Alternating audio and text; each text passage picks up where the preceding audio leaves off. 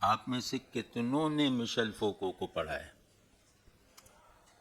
اب مشل فوکو کو نہ پڑھنے کا مطلب یہ ہے کہ آپ جدید دنیا میں ایک بے اثر اجنبی سے زیادہ نہیں رہ سکتے. آپ کا ذہن اس قابل ہی نہیں ہو سکتا کہ آپ کسی بھی موضوع پر کوئی موقف اختیار کریں.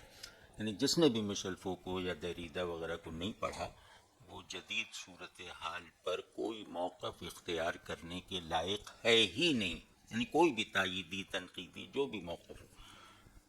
مشل فوکو کی ایک تھیوری ہے جس میں وہ کہتا ہے کہ تہذیب، اس کو وہ انڈیویجویشن آف سویلائزیشن کہتا ہے، کہ تہذیب ایک فرد کی طرح کام کرتی ہے. جیسے فرد کا ایک دماغ ہوتا ہے، ایک ارادہ ہوتا ہے، ایک قلب ہوتا ہے، اسی طرح تہذیب یعنی فرد تہذیب کا بھی ایک قلب وغیرہ ہوتا ہے جو وہ اپنے کسی خاص آدمی میں مینیفیسٹ کر دیتی ہے.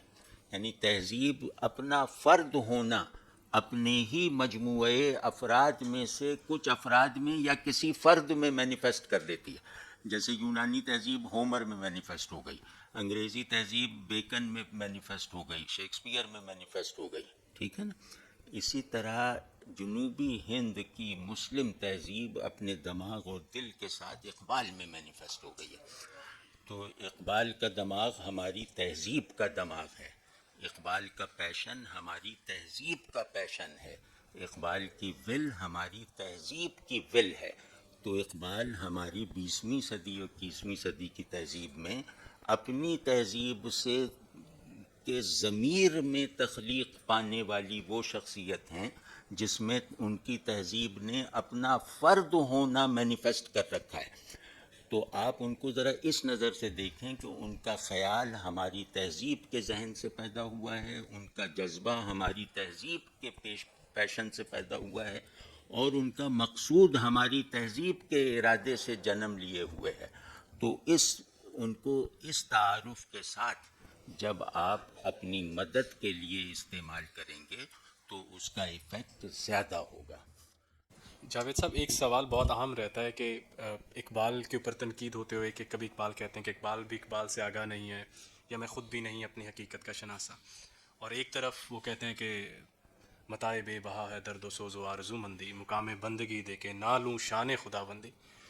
اور اگر یونیورس ہیومن سینٹرک ہے، ہیومن سینٹرک رہے گی، جتنی مرضی مادہ ترقی لے لے، تو اقبال مجھ سے کیا چاہتے ہیں؟ مطلب کہ وہ تھیوریز میں تو بہت کچھ ہے، وہ سادہ زبان میں کیا ہے؟ What I have to be.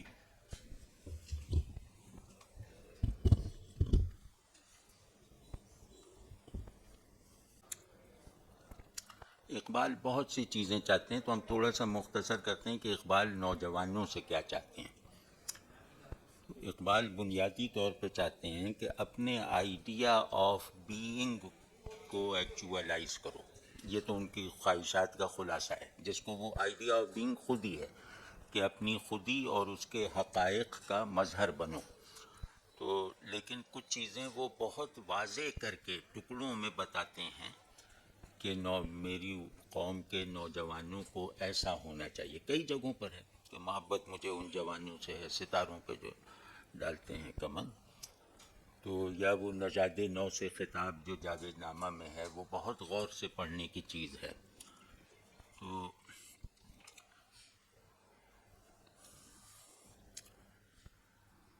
Iqbal چاہتے ہیں کہ ایسا ایمان پیدا کرو اللہ پر اور اپنی حقیقت پر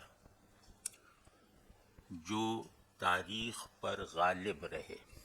یعنی تاریخی شعور کے ساتھ ایمانی وجود بنو. یہ اقبال کی خواہشات کا آپ لوگوں سے خلاصہ ہے کہ اپنے شعور کو خدا سے آباد رکھتے ہوئے اپنے ارادے کو دنیا پر حاکم رکھو، نفس اور دنیا پر حاکم رکھو. اپنی خودی کو خدا کی حضوری میں پروان چڑھتے رہنے والا ایک مسلسل پیشن بناؤ جو تمہیں تمہارے باہر کی دنیا کے کسی بھی سچویشن میں اجنبی اور مغلوب نہ رہنے دے.